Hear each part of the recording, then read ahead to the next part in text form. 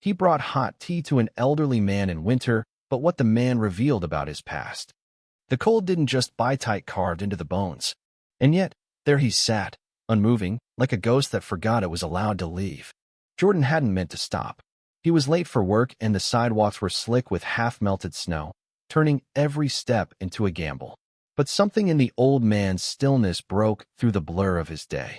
He sat hunched on the same rusted bench outside of Fortin Station every morning, wrapped in a threadbare coat, his breath a whisper against the December air. Today, Jordan hesitated.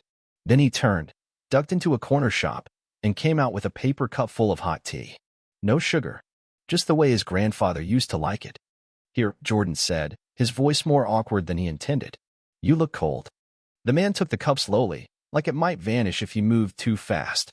His fingers trembled, his eye pale, watery, and too bright locked onto Jordan's. "You ever hear silence scream?" the man asked, his voice dry as wind on dead leaves. Jordan blinked. "I'm sorry." The old man sipped, then leaned back. "I saw a boy once. Just like you. Kind. Too kind." Jordan almost walked away. But the cold, the quiet around them, and something in that man's voice rooted him to the spot. "He saved me once, but I didn't deserve it." And so it began. They called him Mr. Bell. At least, that's what the nurses used to call him before he stopped going to shelters and stopped answering to names. Now he was just another shadow on a park bench. But decades ago, he had a different name, a different life. "I was a teacher once," he said. "I was fixed on some distant spot in memory. History. High school. I used to believe every kid had a spark. Somewhere buried deep, but it was always there. And it was my job to dig." He paused, sipping the tea, his hands still shaking, though not from the cold anymore. "I married young. Too young. But Marie, she was the kind of woman who made everything feel like home. Her laughter made music sound dull." Jordan nodded, not sure what to say. But Mr. Bell wasn't really talking to him. He was peeling back time. "Our son, Jacob. He was born during the worst winter on record. We used to joke he brought the snow with him." A faint smile crossed the old man's cracked lips. Then it faded. "It started small. I missed a few days at work. Headaches. Tremors. I told myself it was stress. Teaching's not easy, especially when you're trying to save every kid." Jordan sat beside him now, the tea cooling between them. His phone buzzed in his pocket, but he ignored it. "Parkinson's," Mr. Bell said simply. "By the time I admitted it, the damage was already done. I lost the classroom.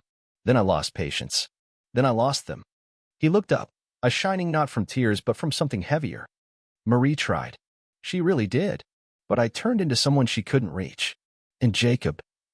The name cracked in his throat. "I told myself I was protecting them, leaving before I ruined their memories. I thought if I disappeared, they'd heal. But I was a coward." Jordan swallowed. His hands were clenched without him realizing it. "They searched. For years, they searched. I saw Marie's face on news flyers once. Her eyes looked hollow. And Jacob, God, he had her eyes. He would have been what, 22 by then? Maybe studying law like he always wanted." The silence between them was loud. A train roared through Fortin Station, shaking the bench beneath them. Mr. Bell didn't flinch. "I started sleeping under bridges. Got used to being invisible. People stopped seeing me. And I started forgetting what it felt like to be seen." He turned to Jordan, and this time his eyes weren't distant. They were razor-sharp, piercing. "Then you handed me a cup of tea." Jordan looked away, throat tight. "It's nothing. Just—" "No," Mr. Bell said. "It's everything." The wind picked up. Snow began to fall in thick, silent flakes. Mr. Bell's voice dropped, softer now, but every word heavy with meaning. "There was a boy I taught once. Timothy. He came from nothing. Anger issues. That home. I spent every day trying to reach him. One day, he punched a wall so hard he broke his hand. I sat beside him in the ER. Didn't say a word. Just Saturday." "What happened to him?" Jordan asked. Mr. Bell exhaled, long and slow. "He became a firefighter. Said it was because someone finally sat still long enough to see him." The old man looked up at the sky. "That's all we want, isn't it? To be seen. To know we mattered. Even just for a moment." Jordan stood. "Come with me." Mr. Bell laughed, not unkindly. "To where?" "Anywhere warm. My place. I got soup. You shouldn't be out here like this." The man looked at the cup in his hands. "I used to think people stopped caring. Maybe I was wrong. Jordan helped him up. You know, Mr. Bell said as they walked slowly toward the station doors. If you see a young man with dark curls and a birthmark on his chin, tell him his father remembers. Jordan paused, stunned. Jacob? Mr. Bell nodded. Jordan reached into his pocket and pulled out his phone, flipping to a photo. His roommate, Jacob, smiling over a plate of pancakes, that familiar birthmark just visible. This Jacob. Mr. Bell stared at the screen. His knees buckled, and Jordan caught him before he hit the ground. The silence screamed, and then it wept. The room was quiet, except for the soft bubbling of soup on the stove. Jordan guided Mr. Bell to a worn recliner near the window while his mind raced. The man's eyes, once dull and scattered, now locked onto the photo on Jordan's phone like it was a lifeline. Jordan sat on the armrest, watching the old man as if he might shatter. You live with him? Mr. Bell asked, his voice barely above a whisper. Yeah, Jordan said. We met in college. Been roommates for a couple of years. He never talks much about his family. Just said his dad left when he was a kid. The air grew thick. Mr. Bell's hands gripped the photo like it could fade if he blinked. I left him, he whispered, and I've regretted it every damn day. Jordan sat back, stunned. The connection was too perfect, too impossible, and yet here it was. How do you want to do this? Jordan asked. I don't, Mr. Bell said. I mean, I shouldn't. What right do I have? Jordan stood, pacing now. You think he doesn't wonder?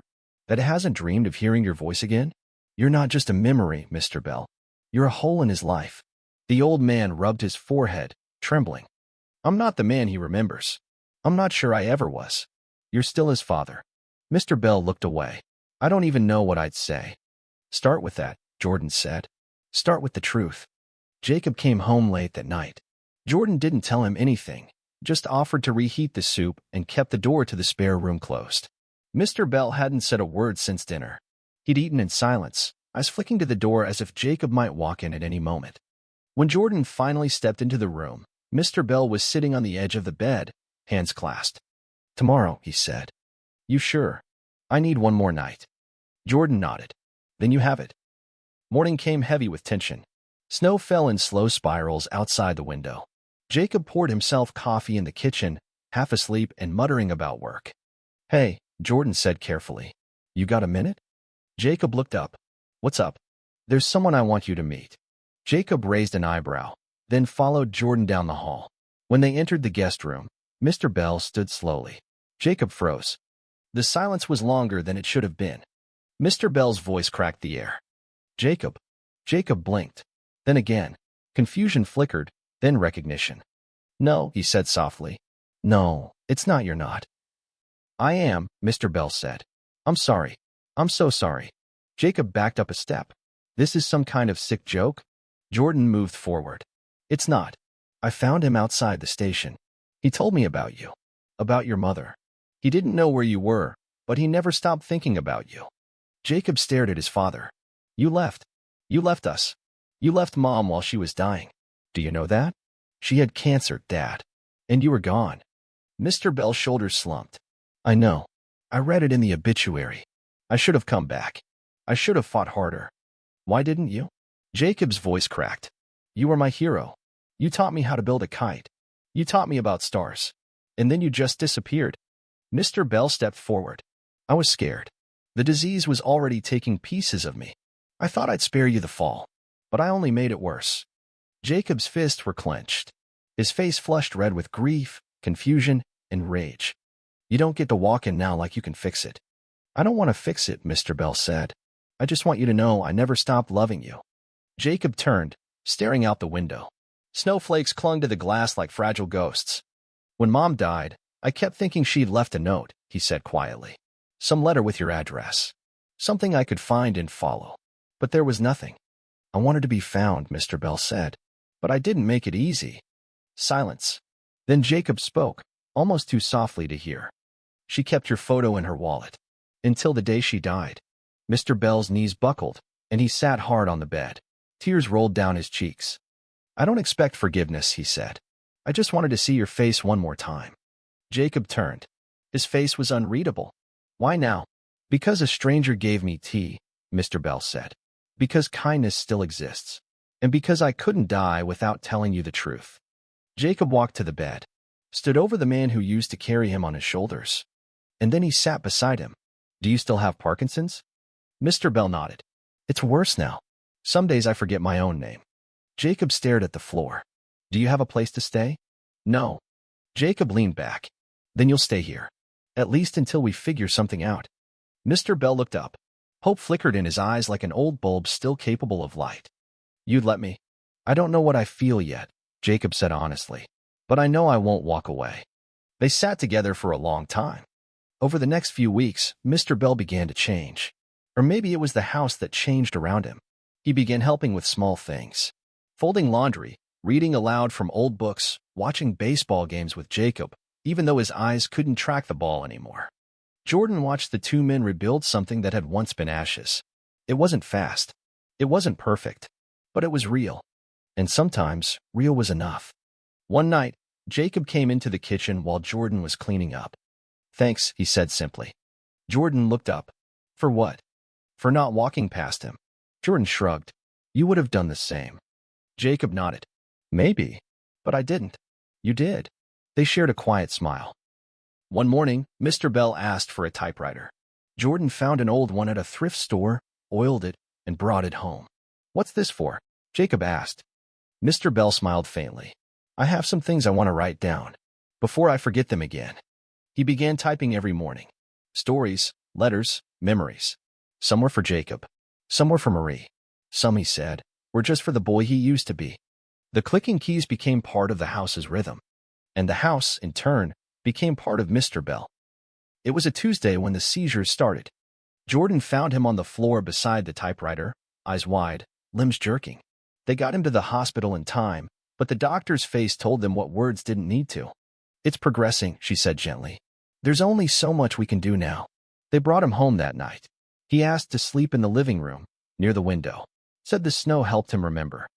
That night, Jacob sat beside him while he slept. In his hand was a folder full of the typed pages. Thank you, Jacob whispered, for coming back.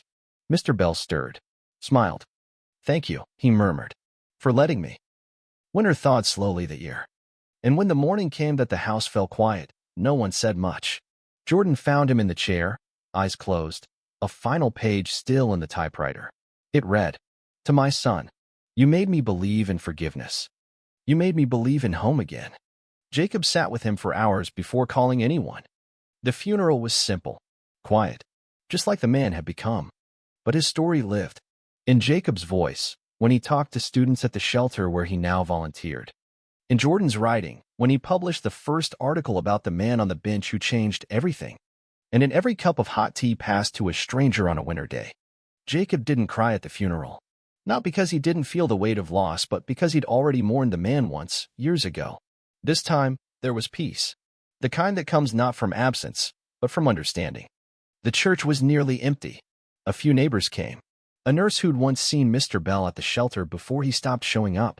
Jordan stood beside Jacob as the pastor spoke. Simple words. No embellishments. Just the truth. He was a man who got lost for a while, but he found his way back. Afterward, they buried him beneath a tall pine tree just outside the city. The wind was sharp, but the sky was bluer than it had been in weeks. Jacob placed a folded page from the typewriter into the casket before it was sealed. He didn't say what it was. Some things are for the living. Some are for the dead. Back at the house, Jordan poured 2 mugs of tea and handed one to Jacob. You okay? Jacob nodded. Yeah. Actually, yeah. He leaned back on the couch and stared at the typewriter still sitting on the end table. Its keys were stiff. The ribbon, nearly dry. But it felt wrong to move it. He left me everything, Jacob said. The notebooks, the stories, even that dumb cassette of Sinatra he used to play when I was little. It's like he knew he wouldn't get another season. Maybe he didn't need one, Jordan said. Maybe winter was enough. Jacob smiled faintly. He never stopped writing, even when his hands got too shaky. I watched him fight through every sentence, like he was racing the clock. Jordan sipped his tea. Maybe he was. Jacob stood and walked to the shelf where they had placed a worn binder. Inside were all of Mr. Bell's letters, some addressed to Jacob, others to Marie. One was written to the stranger who gave him tea. Jordan, you read it? Jacob asked. Not yet. Jacob handed it to him. You should. Jordan opened the letter slowly. The paper was thin. the ink uneven. To the boy who stopped. You could have kept walking. Everyone else did. You didn't know my name, my story, or my sins. But you stopped. And that changed everything.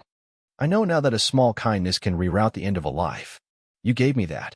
You gave me the last chapter one thought I'd lost. Thank you. For the tea. For the chair. For seeing me. Signed. A man once called Mr. Bell. Jordan's throat tightened. He folded the letter and tucked it back into the binder. Let's not let this end with him, he said. Jacob nodded. I was thinking the same thing. In the months that followed, Jacob made changes. He cut his hours at the law firm and began volunteering more. First at shelters, then at halfway houses. Eventually, he founded a small community center downtown and named it the Bell Room. The idea was simple, a warm place in winter. A hot drink. A human conversation. Most people just want to be heard, Jacob told the board during its opening week. Sometimes, being seen can save a life. I'm proof. Jordan wrote an article about it for a local magazine. The story went viral. Emails poured in. People sent donations. But more than that, people sent their own stories. About fathers who vanished and came back. About strangers who changed everything. About second chances. One story came from a woman in Vermont who had known Marie. She never stopped loving him, the letter said, even when she didn't understand why he left. She said once that maybe he was trying to spare them the uglier parts of his illness. I think she would have been proud to know he found his way back to you. Jacob read the letter twice, then cried for the first time since the funeral. That winter, on the anniversary of the tea, Jacob and Jordan bundled up and returned to Fortin Station. The bench was still there. They placed a thermos of hot tea on it. No name, no sign, just steam rising into the cold. An elderly woman sat down not long after. Jordan offered her a cup. She took it with a smile. And the cycle began again. Time moved forward. Jacob got married. Jordan published a book of essays based on Mr. Bell's writings. It was called The Spark You Buried. It became a quiet bestseller. They dedicated it to teachers who never stopped believing, even when they disappeared. The Bell Room expanded to 3 cities. And every year, on the coldest day of winter, people across the country placed cups of tea on benches. Some called it the tea day. Others called it the Bell gesture. But those who knew, really knew, called it something else. They called it a way back. One spring afternoon, as the frost finally gave way to thawed earth and green shoots, Jacob stood beneath the pine tree again. The stone marker was simple, just a name and a quote. Isaac Bell, 1949-2024. To be seen is to survive. To be loved is to return. He knelt and placed a page from the binder at the base of the stone. It fluttered in the breeze but stayed put. I hope you know what you did, Jacob said softly. You didn't just come back. You gave me a map. For the rest of my life. He looked up at the sky. It was blue again. And for once, it didn't feel like winter anymore. The Bell Room's third location opened in Pittsburgh, in a modest brick building that used to house an old bakery. Jacob stood at the front steps during the ribbon-cutting ceremony, scanning the crowd. Most were volunteers, local press, or former shelter residents who now worked at the center. But one face stood out. A boy, maybe 16, alone, wearing a hoodie a size too big and sneakers worn to threads. Jacob didn't say anything then, but after the ceremony, as people mingled and music played softly in the background, he found the boy sitting near the bookshelf, staring at nothing in particular. You knew here? Jacob asked gently. The boy nodded. Said nothing. Name's Jacob. Another nod. You hungry? A pause. Then a shrug. Maybe. They walked to the small kitchen where volunteers were serving chili and cornbread. The boy ate with his eyes down, fast like he wasn't sure the food wouldn't vanish. Jacob didn't ask questions. Not yet. Instead, he poured a cup of tea, slid it across the table, and sat down across from him. My dad used to drink tea every night, Jacob said casually. When I was a kid, I thought it tasted like boiled leaves. Now I kind of get it. It's like memory in a cup. The boy's lips twitched, almost a smile. After a long silence, the boy spoke. Eric, he said quietly. My name's Eric. Jacob nodded. Nice to meet you, Eric. Eric became a regular at the Bell Room. He never said where he came from, and Jacob didn't push. But it was clear the boy had run from someone, or something. His hand shook when loud sounds startled him. He flinched at the word father. But he read everything in the library. Started helping stock the shelves. Then slowly, almost cautiously, he began to ask questions. Why'd you open this place? Jacob told him about Mr. Bell, about the tea, about the bench. Eric didn't react, but the next day he brought a single tea bag and a paper towel and asked if he could leave it on the counter. Someone might need it more than me, he said. Jacob nodded. You're already part of this. Back in their original home city, Jordan was working late. His second book, Letters in Winter, was due to his editor in 2 weeks, and he was buried in pages. Most of them were drawn from the journals Mr. Bell had left behind. One letter in particular haunted him. There is no shame in forgetting. The shame is in never trying to remember again. I used to believe silence kept me safe, but all it did was build a wall too high for my son to climb. I should have spoken sooner. Even broken words are better than a life unlived. Jordan stared at those lines, feeling them settle somewhere deep inside. He thought about his own father, still alive but distant, buried in work and pride. He hadn't spoken to him in almost 5 years. That night, Jordan opened a blank document and began to type. Dear Dad, I think I understand you more now. Not fully, but more. I met a man who taught me what fear can do to love, and what love can still do in return.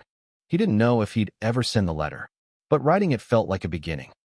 Back in Pittsburgh, Eric began showing up early, sometimes even before the doors were unlocked. He'd wait on the steps with a backpack that looked like it carried everything he owned. One morning, Jacob unlocked the door to find Eric holding something in his hands. A small wooden box.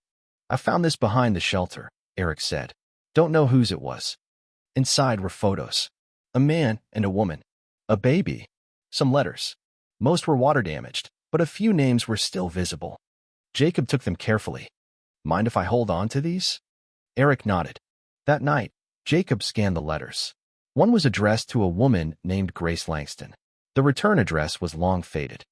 Jordan helped him trace the name through a database of shelter records. They found an old entry from 6 years ago. Grace Langston, age 38, listed as missing from Allegheny County. She had a son.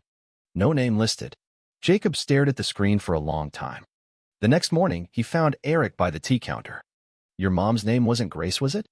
Eric froze. Jacob held up the photo. Eric's hand shook as he reached for it. Where did you find this? You brought it in. Eric looked down at the picture. His lips trembled. I thought I lost this years ago, he whispered. Jacob gently placed a hand on the boy's shoulder. We'll help you find out what happened. You're not alone anymore. Weeks passed. Eric stayed, not just as a visitor but as part of the family. He helped design flyers, organized shelves, even started writing poems he never let anyone read until one day he handed one to Jacob, folded into a tea bag wrapper. In winter's silence I was found, no longer hidden underground. A hand reached in, a name was said, and something in me rose from dead. Jacob read it twice, then 3 times. He didn't say anything, just hugged the boy. In Chicago, the 4th bell room opened during the coldest February in 15 years. Snow buried the city like a frozen ocean. And still, they came. Not just the homeless. Veterans. Teenagers. Old women with no family left. Young mothers looking for somewhere warm to nurse their babies. Jordan flew out for the launch. As he stepped into the building, he was met by the scent of cinnamon tea and fresh bread. The volunteers had decorated one wall with Polaroids of visitors, each one pinned with a date and a name. At the center was a plaque. This room is named after Isaac Bell, a man who found his way back, so that others might find theirs. Jordan stared at it for a long time. Later that night, as he flew back home, he looked out at the snow-dusted city lights and whispered, You made it, Mr. Bell. You really made it. One day, Jacob got a call. It was from a nursing home in Albany, New York. A woman named Grace Langston had been found, still alive, suffering from early-stage dementia but stable. She asks about her son every day, the nurse said. We never had a name for him, but now maybe you can help bring him home. Jacob hung up and sat on the steps of the bell room for a long while, heart pounding. Then he called Eric. I found her, he said. Eric didn't speak at first. Then, only one word. When? They flew out together. Jacob held Eric's hand the entire flight, even when the boy tried to act like he didn't need it. When they arrived, the nurse greeted them gently. She might not remember you right away, she warned, but some things don't fade. They walked into the room. Grace Langston sat by the window, her hair white, eyes clouded but focused. She looked up at Eric. For a long moment, there was silence. Then her voice, soft, thin. Eli. Eric's breath caught. It's me, Mom. Her hands rose, trembling. He stepped forward and took them. She began to cry. So did he. So did Jacob. The reunion was written about in newspapers and blogs. It became a symbol of what the Bell Rooms were truly about, not just warm drinks and chairs but restoration. Redemption. Eric moved to Albany for a while, to be near his mother. He called Jacob every week, sent poems, letters, and once, a photo of his mother smiling in the spring sunshine, holding a cup of tea. The caption read, "She remembered the smell before the name." But it was enough. 1 year later, the Bell Room held its first national gathering. Hundreds of volunteers and guests from around the country came together in one place to share stories, tea, and silence. Jacob took the stage. He looked out over the crowd, remembering how it had started. A bench, a man, a cup of tea. This isn't about me, Jacob said. This isn't even about Mr. Bell anymore. It's about what we choose to see, about the people we don't walk past, the stories we listen to, and the love we choose to give even when we don't know what comes next. The crowd stood in a long, thunderous ovation. Some cried. Others simply held their cups high. Outside, snow was beginning to fall. And across every Bell Room in the country, someone placed tea on a bench, waiting for the next soul who just needed to be seen. Later that week, Jacob found himself back at the original Bell Room, alone in the quiet after closing. He stood at the corner of the room where the typewriter still sat under a warm reading lamp. The keys hadn't been pressed in months, but the ribbon had been replaced. It waited. Jacob sat down and pulled out a fresh sheet of paper. His fingers hovered. Then he began to type. A letter to the next one who stops. You won't know me, and I won't know you. But if you're reading this, you stopped. You looked. You saw someone sitting alone and gave them something warm to hold. That's more than most ever do. That's the beginning of everything. He paused, took a breath, and kept writing. The world can make you hard. It can freeze the parts of you that used to feel. But there's still something inside, something that stirs when someone chooses kindness. That's not weakness. That's your compass. And if you ever find yourself on the bench instead of the street, don't be ashamed. The tea is still warm. The chair is still waiting. You're allowed to come back. I'm living proof. He signed it simply. J. Jacob folded the page and slid it into an envelope marked "Leave here." He tucked it inside the bottom drawer of the typewriter table. Someday, someone would find it. Someday, it would matter. 3 weeks later, Jordan flew out again, this time not for a speech or book launch, but for Jacob's birthday. He walked into the Bell Room to find a surprise gathering in full swing. Volunteers, visitors, even some familiar faces from the early days. Eric had flown in, grinning as he carried a birthday cake shaped like a typewriter. Jacob laughed. You made it. I wouldn't miss it, Eric said. Besides, Mom baked the cake. Jacob blinked. Seriously? Eric nodded. She doesn't remember the recipe most days. But for some reason, this one stuck. She says it tastes like Sunday mornings. Later, as the cake was being sliced and everyone chatted around him, Jordan pulled Jacob aside. There's something I've been meaning to tell you, he said. Or rather ask you. Jacob raised an eyebrow. Go on. Jordan hesitated. Then, from his pocket, he pulled out a ring. Simple, silver, no diamond. Jacob's mouth fell open. Jordan smiled nervously. You brought me into a story that saved lives. I want to build the next chapters with you. Jacob laughed through tears. You serious? Completely. Jacob didn't answer with words. He kissed him. The room erupted into cheers. 6 months passed. The Bell Room's 5th location opened in Detroit, and the 6th was already in planning. Donations had tripled, but Jacob remained grounded. He still showed up early to mop the floors, greet the guests, pour the tea. One December morning, a reporter from The Atlantic came to do a long-form piece on the movement. She asked Jacob to describe the moment he knew everything had changed. He thought for a long time before answering. It wasn't the tea, he said. It was the pause. The moment before I handed it over. That pause is where the world changes. The article was titled "The Pause That Healed the Street." It was shared thousands of times.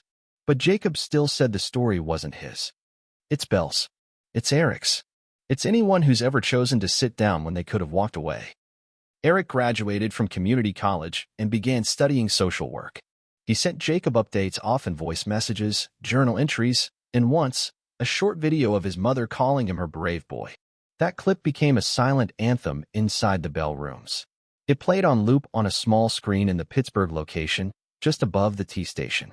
Visitors stopped to watch it. Most didn't know the story behind it, but they lingered.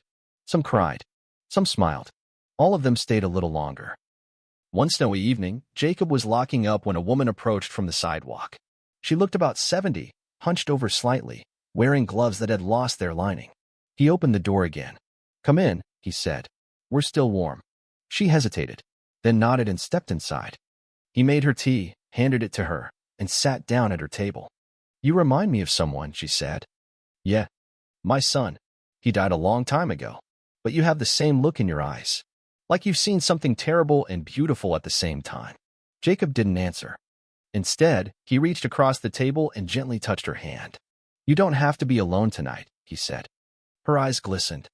"No," she whispered. "Not tonight." Jacob's life became less about milestones and more about moments. A child laughing at their first sip of warm tea. An old man whispering thank you before drifting off to sleep. A note left on the bench. "I was going to give up. You gave me a reason not to." And the moments kept coming. Quiet revolutions. Small rescues. In one notebook, Jacob wrote, "Some days, I wonder what would have happened if I'd walked past that bench. If I'd never seen him, never stopped. But then I remember. The miracle isn't that I changed his life. The miracle is that he changed mine before I even knew I needed it." At the end of that winter, Jacob and Jordan were married in a small ceremony inside the original Bell Room. The guests were a mix of volunteers, friends, and people whose names had once appeared in shelter logs. Eric officiated. There were no grand speeches, no elaborate toasts, just this. Jordan held Jacob's hand and said, "You taught me that warmth isn't just a feeling. It's a decision. I choose you. Every day. Forever." And Jacob replied, "You believed in a broken man and helped him rebuild not just his past but his future. I'm walking into every tomorrow with you." They sealed it with a kiss.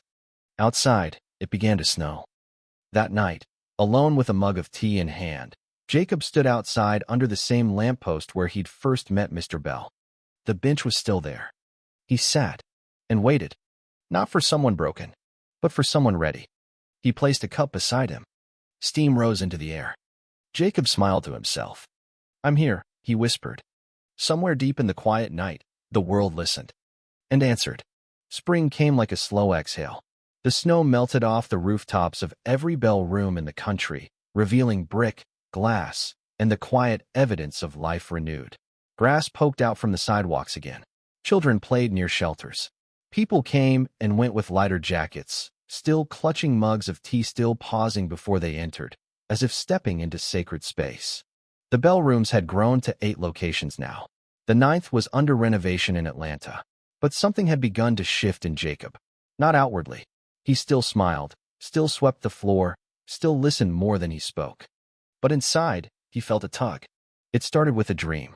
One night, he saw Mr. Bell sitting alone on the bench again, this time in full sunlight. No snow, no cane. Just him, smiling gently. "You've done enough," Bell said. "Now live." When Jacob woke, his chest ached not from sadness, but from release. He didn't tell Jordan. Not yet. But that morning, he walked to the original Bell room and opened a drawer in his desk. He pulled out a sealed envelope, Mr. Bell's final letter. It had sat unread for years. Jacob had always told himself it wasn't time. Now maybe it was. Hands trembling, he opened it. The letter was short. "Jacob, if you're reading this, I'm probably gone. Or maybe just finally silent enough to let you hear yourself. That's all I ever wanted, for someone to listen, really listen, so that maybe you'd keep listening to others. You think you saved me. But what you don't know is this. I was already saved the moment you sat down. Because you saw me. Don't forget to be seen too. You're allowed to have your own story, not just carry mine. With all the peace I never had. Bell." Jacob closed his eyes. Let the tears come. Then he folded the letter again, placed it back in the drawer, and whispered, "I see you too." That evening, Jacob and Jordan took a walk through the neighborhood where it had all started. It was warmer than usual. The trees had bloomed early. Jacob paused by the bench. It was still there. The same one. Cleaned, painted, protected by volunteers who treated it like a monument. Someone had placed a small tin of tea bags underneath it, wrapped in a note that read, "For whoever needs to remember that they still matter." Jacob sat down, motioned for Jordan to do the same. Thinking, Jordan asked softly. Jacob nodded. "Dreamed of Belle last night." Jordan's hand tightened gently around his. "What did he say?" Jacob didn't answer for a long while. Then, he said, "I've done enough."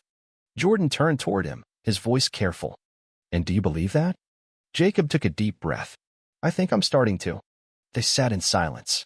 Birds chirped in the trees. Somewhere across the street, a child's laugh echoed. Then Jordan said, "Let's go away for a while." Jacob blinked. "Go where?" "Anywhere. Just the two of us. You've given everything for years. Maybe it's time you let the world hold you a little." Jacob hesitated, then nodded. "Okay," he whispered. "Yeah, okay." They left the Bell rooms in the hands of a trusted team, Eric among them. He had grown into something steady, reliable. His mother had passed quietly in the spring, and instead of retreating inward, he'd chosen to stay close to the people who had given him back his name. "I'll take care of it," Eric told Jacob at the train station, a promise in his voice. "Go live." The train ride out of the city was quiet. Jacob stared out the window as the gray gave way to green. Jordan leaned his head on Jacob's shoulder. Neither of them spoke much. They didn't need to. In Vermont, they found a small cabin by a lake. They rented it for 3 months. No TV, no internet, just trees, water, and space to feel again. Jacob cooked. Jordan read. They took long walks without speaking, then sat by the fire and shared things they'd never said out loud. One night, Jacob said, "I was afraid to stop. Afraid everything would fall apart if I wasn't holding it up." Jordan nodded slowly. "But love isn't a building. It's a garden. Sometimes you have to stop holding it up and just let it grow." Jacob cried then. Not from sadness. From the safety of it. By the end of the second month, Jacob began writing again, not reports, not letters, but stories. Fiction. His first in over a decade. He didn't tell anyone. Not even Jordan. The first story was about a man who spoke in tea leaves and a boy who only understood silence.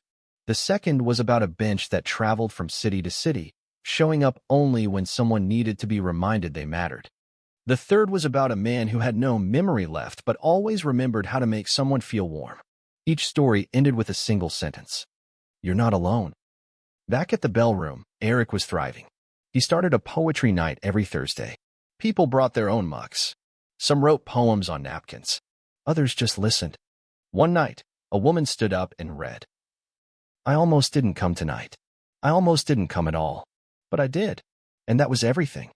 The room went silent. Then applause. Later, Eric texted Jacob. "Poetry nights become church, just with more cinnamon." Jacob smiled as he read it, then turned back to the lake where Jordan was skipping stones. Life was quieter now, but no less full. When they returned home in late summer, the Bell Room team greeted them with hugs, flowers, and a wall of notes written by guests while they were gone. Some said thank you. Others said you saved me. But one note, scribbled in crooked handwriting, read, "I came in angry. I left holding peace. I don't know your name, but I'll never forget your face." Jacob touched that one the longest. Jordan's second book hit the New York Times bestseller list. But instead of doing a national tour, he held the launch event in the original Bell Room. He read only one letter aloud. Bell's final one. When he finished, the room fell completely still. Then someone in the back began clapping. Then everyone else. Jordan closed the book and said, "This isn't a memoir. It's a thank you." He turned toward Jacob, eyes wet. "To the man who sat on a bench and changed the world by offering tea." A year later, Jacob received a letter in the mail. No return address. Inside was a photo. A young man, wrapped in a blanket, holding a tea mug at one of the new Bell Room locations in Denver. On the back was written, "He found me, just like he found you." Jacob folded the photo and placed it in the drawer beside Bell's last letter. The drawer was full now, but it didn't feel heavy. It felt earned. In the final years of his life, Jacob slowed down. He visited each Bell Room one last time, meeting the new directors, hugging the old volunteers. He never said it was goodbye, but they knew. At the original location, he asked for one last moment alone. He sat at the bench once more, this time under a canopy of summer stars. He whispered into the night, "Thank you, Bell. I saw them, every one of them, And they saw me too. Then he smiled and closed his eyes. Jacob passed quietly in his sleep that winter. Jordan was beside him, holding his hand. No pain, no fear, just rest. At his memorial, held inside the original bell room, hundreds came. Not just to mourn but to remember, to promise, to carry forward. Eric gave the final speech. He held up the same teacup Jacob had given him as a teenager and said, "This saved me, but not because of the tea. Because someone saw a lost kid and said, 'Sid, you're safe here.' I never forgot it. None of us did. And we never will." He placed the cup on the bench beside a fresh mug of tea. The bench, now varnished and protected behind a low velvet rope, remained sacred. But the tea? Still warm, still waiting. In the years that followed, bell rooms grew to cities no one had imagined. New Orleans, Boise, Minneapolis, even Toronto. Volunteers told new versions of the same story. Of a man with a mug, a bench, a decision to stay instead of walk away. The plaque at every entrance was rewritten to say, "Founded in memory of Isaac Bell, and the man who stopped to listen." But the stories never ended there. Because someone else always showed up next.